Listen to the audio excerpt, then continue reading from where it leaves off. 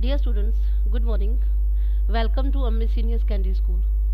Students, आज का जो कहानी का भाग है वो है नर्स कहानी, जिसके जो पिछले भाग में मैंने आपको बताया था कि जब सिस्टर सुजान आती है तो वो महेश को रोता हुआ देखती है, तो वो महेश को चुप करवाने के लिए कहती है, उससे बहुत सी बातें करती है, लेकिन साथ साथ में वो बताती है कि उसका भी एक बेटा है बबलू.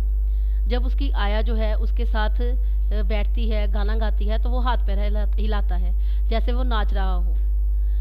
तो हम आगे उसका अगला भाग पढ़ते हैं.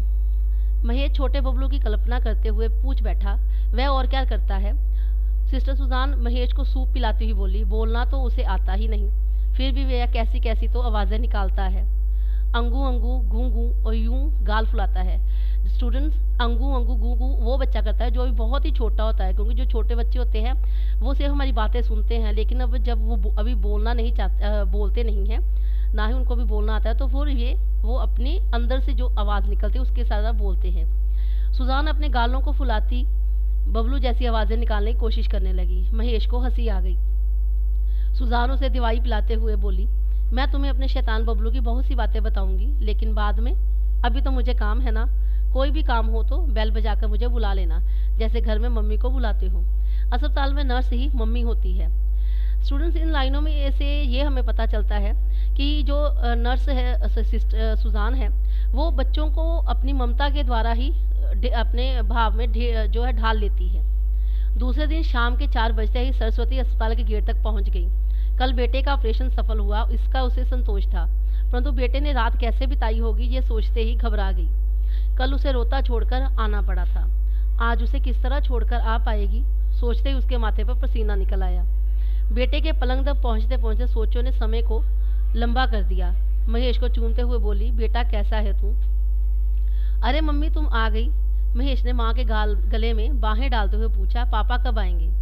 आ जाएंगे थोड़ी देर में. मम्मी जब तुम्हें पास आ रही थी तो मोना रो रही थी क्या. महेश ने छोटी बहन के लिए पूछा. सरस्वती ने लंबी सांस छोड़ते हुए कहा, नहीं नहीं, उसे पास वाले राजू के घर छोड़ कर आई हूँ, वह उसे खेल खिलाते हैं ना. हमारी मोना अच्छी है, तुम उसे छोड़कर आई तब भी नहीं रोई, परंतु सिस्टर सुजान है ना, उसका बबलू बहुत ही शैतान है. वह बेचारी अब जब अस्पताल आती है तो बहुत रोता है. ये बातें जो था महेश जो था, जब उसकी माँ सरस्वती उससे मिलने आती है तो उनके साथ करता है. सरस्वती के दिल पर सिस्टर सुजान का नाम छप सा गया. उसने महेश से पूछा, तुम्हें किसने बताया कि सिस्टर सुजान का बबलू शैतान है. सिस्टर सुजान ने. किस वक्त. रात को. बेटे तुमको रात में नींद नहीं आई थी. हाँ, महेश खुशी से बोला. सिस्टर सुजान ने दूध पिलाया और एक फिर कविता सुनाई. मम्मी उनकी आवाज़ इतनी प्यारी है. किसकी. सिस्टर सुजान की.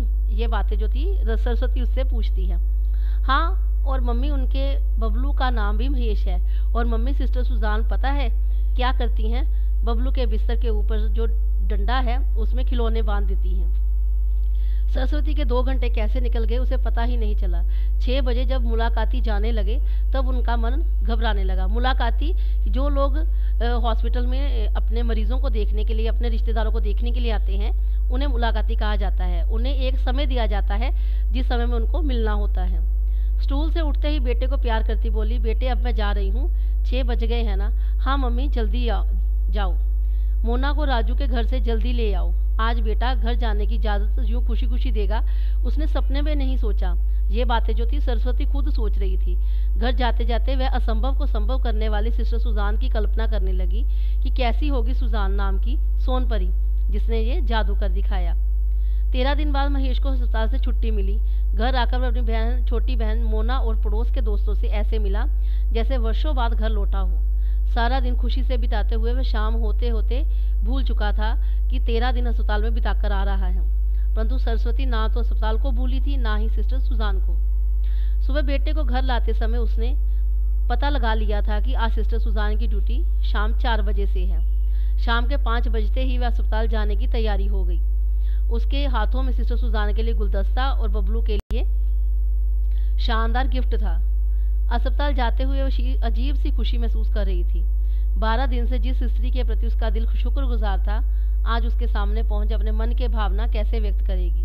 उससे क्या बोलेगी. मेहरबानी. नहीं बोलेगी, तुम्हारी ज़िंदगी हमेशा रोशन रहे. अरे नहीं, उससे कहेगी, तुम बहारों की रुत हो, तुम्हारे आंगन में हमेशा फूल खिलते रहें। स्टूडेंट्स, ये सारी बातें जो थी सरस्वती अपने मन में ही कल्पना कर रही थी। और 5:30 बजे सरस्वती पहुंच गई सिस्टर सुजान के पास। अपना परिचय देते बोली, मैं तुम्हें कभी भी नहीं भूल पाऊंगी, कभी भी नहीं। सुजान ने जोर से ठहाका लगाते हुए कहा। ठहाका से भाव यानी कि जोर से हंसना। मुझे जल्दी से भूल जाइएगा, नहीं तो आपके पति को मुझसे ईर्ष्या होने लगेगी। स्टूडेंट्स, ईर्ष्या से भाव है जलन, किसी के प्रति वैर भाव होना। पति बहुत ही ईर्ष्यालु होते हैं। सरस्वती की भी हंसी छूट गई। उसने सिस्टर को गुलदस्ता और बबलू के लिए गिफ्ट पेश किया। सिस्टर सुजान इतना हंसी कि पास में बैठी मेट्रन ने उसे तीखी नज़रों से देखते हुए वार्निंग दे डाली कि अस्पताल में इतना जोर से कैसे हंस सकती है। सुजान ने भी अपनी भूल महसूस करते हुए मेट्रन से माफ़ी मांगी और सरस्वती से बोली, रंग बिरंगे सुंदर फूलों वाला यह गुलदस्ता तो मैं खुशी से ले रही हूँ, बाकी ये गिफ्ट किसी ऐसी स्त्री को दे दीजिए जिसका कोई बबलू हो। मेरा तो कोई बबलू है ही नहीं, मैंने तो शादी भी नहीं की है।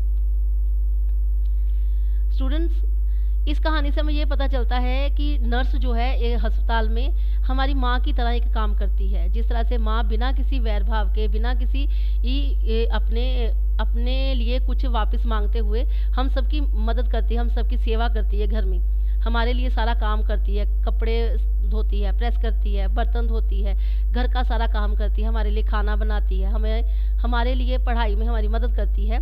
तो उसी तरह नर्स जो है अपनी ममता के द्वारा हम लोगों को जो हमारा मुश्किल समय होता है उसमें हमारा साथ देती है। स्टूडेंट्स, इसी के साथ ही मैंने आपको कुछ क्वेश्चंस दिए हैं, वो आपने इसमें साथ में करने हैं। प्रस्तुत कहानी नर्स में सिस्टर सुजान महेश को अपने बेटे का नाम क्या बताती है? पहला है राम, दूसरा श्याम, तीसरा है महेश या चौथा राजेश। सिस्टर सुजान का बेटा महेश आया के गाने पर क्या क्या करता है? नाचता है, अंगू अंगू करता है, हाथ पांव हिलाता है या उपरोक्त सभी? आपको इन सभी के क्वेश्चन के आंसर साथ साथ में मैंने आपको जो लेसन पढ़ा था उसमें सभी में बताए हैं। सरस्वती अपनी बेटी मोना को कहाँ छोड़कर आई थी? राजू के पास, मौसी के पास, काकी के पास या घर पर? सिस्टर सुजान ने बेटे के लिए गिफ्ट क्यों नहीं लिया? शादी नहीं हुई, बेटा नहीं था, लालची नहीं थी या उपरोक्त सभी? इसी के साथ ही स्टूडेंट्स, मैंने आपको कुछ शब्द दिए हैं जिसके आपने अर्थ भी लिखने हैं। पहला है ख्याल आना, दूसरा इजाज़त, तीसरा है विचलित और चौथा है फुर्सत। ये सभी आपने अपनी कॉपी पे लिखने हैं और याद भी करने हैं।